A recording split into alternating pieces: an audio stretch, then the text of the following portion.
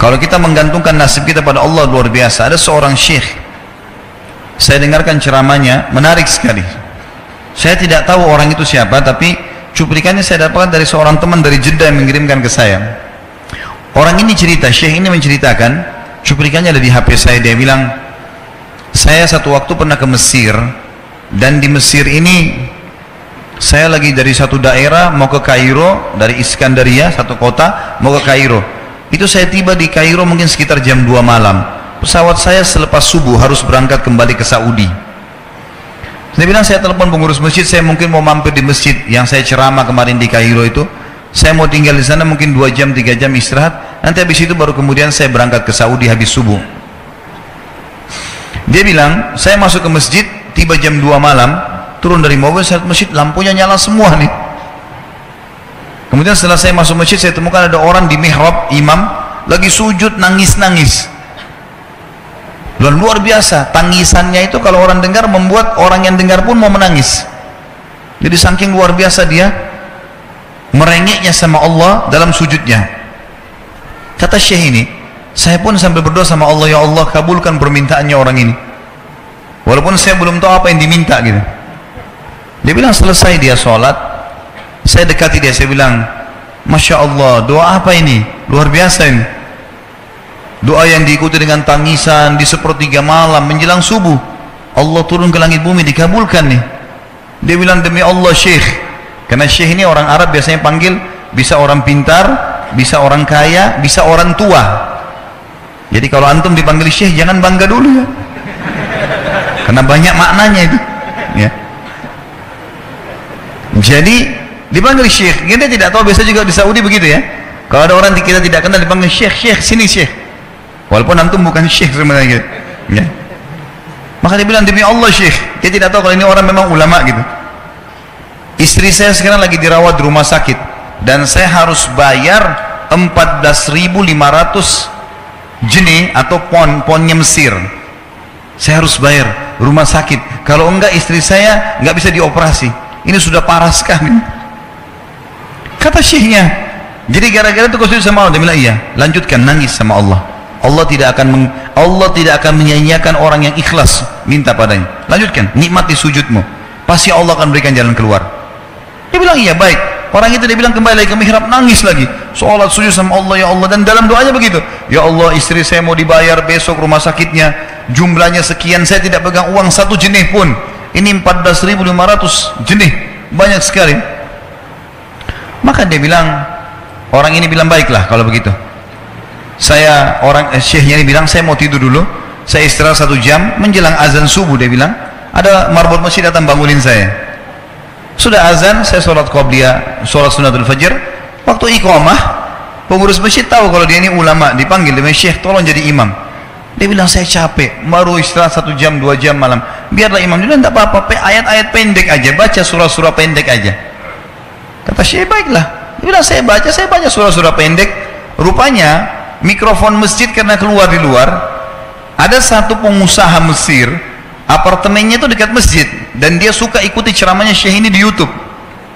Dia bilang, turun dari apartemennya, ikut sholat berjamaah di masjid, karena dia kenal suaranya orang ini gitu.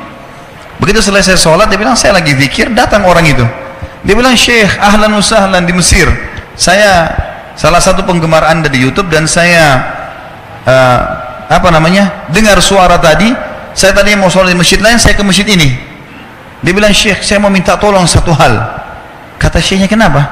Dia bilang, saya sudah ngitung zakat uang perusahaan saya harus alokasikan 14.500 jenih. Kata syekhnya, orang itu bilang, saya mau alokasikan zakat saya 14.500 jenih. Kata syekhnya, saya nangis, dengar itu, nangis, saya terisak-isak. Kata orang itu, kenapa anda nangis? Syekh bilang, saya nggak bisa jelasin. Dia bilang, saya nangis terus. Kemudian saya lihat ke kiri kanan di saf, mana orang yang tadi malam sholat tahajud tuh? Namanya ada di ujung. Dipanggil sama syekh, fulan kesini, datang. Dia bilang, ceritakan masalah kamu apa? Dia bilang, syekh saya punya masalah, istri saya dioperasi, harus bayar 14.500 jenih hari ini, kalau tidak nggak operasi. Kata syekhnya, tiba-tiba si pengusaha ini nangis-nangis. Orang ini juga heran, kenapa kalian berdua menangis? Dia masih bingung kenapa gitu.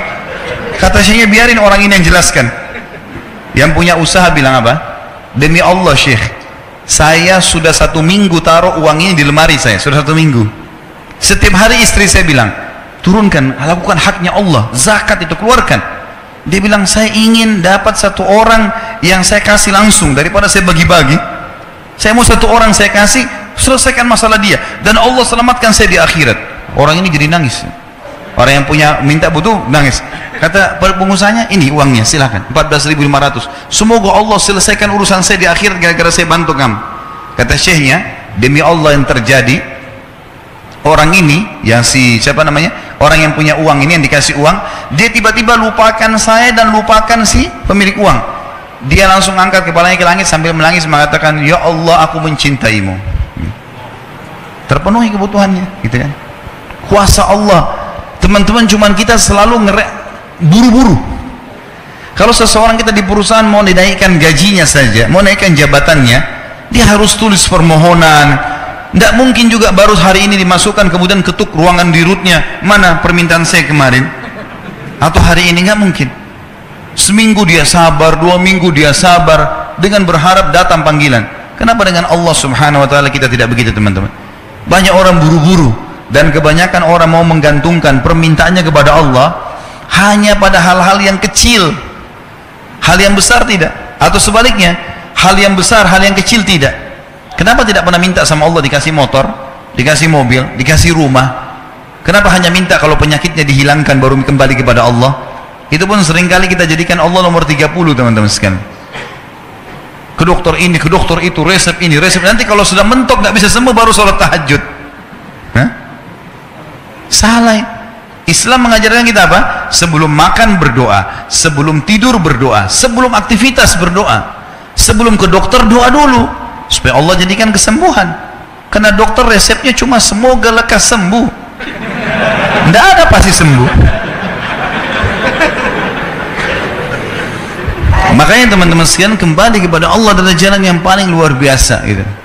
Coba merengek kepada Allah SWT, Allah pasti tidak akan pernah memungkiri janji-janjinya.